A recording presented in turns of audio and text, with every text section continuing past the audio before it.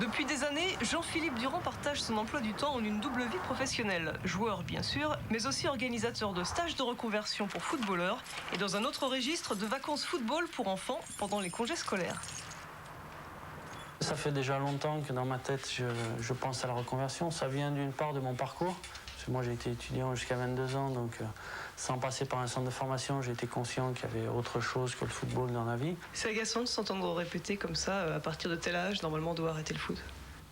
C'est agaçant d'un côté, oui, mais lorsqu'on prouve d'un autre côté qu'on est capable de continuer à jouer, c'est très valorisant et finalement, c'est une petite revanche interne qui n'est pas désagréable. À 35 ans et 10 mois, Durand bénéficie sûrement aujourd'hui d'une préparation effectuée en solo cet été pour parfaire sa mise à niveau pour son retour en D1. Sa longévité résulte surtout d'un comportement très professionnel. Et c'est tout un ensemble qui nous oblige à faire attention à tout ce qu'on fait, à la façon dont on vit. C'est vrai que la récupération se fait moins bien que lorsqu'on a 20 ans ou 25 ans. Maintenant, mon hygiène de vie a toujours été conforme à celle d'un footballeur professionnel. J'ai été de toute façon de plus en plus professionnel au fur et à mesure que ma carrière avançait. Je crois qu'aujourd'hui, j'en retire les fruits. Ce devrait être la dernière saison de Jean-Philippe Durand, mais sait-on jamais ?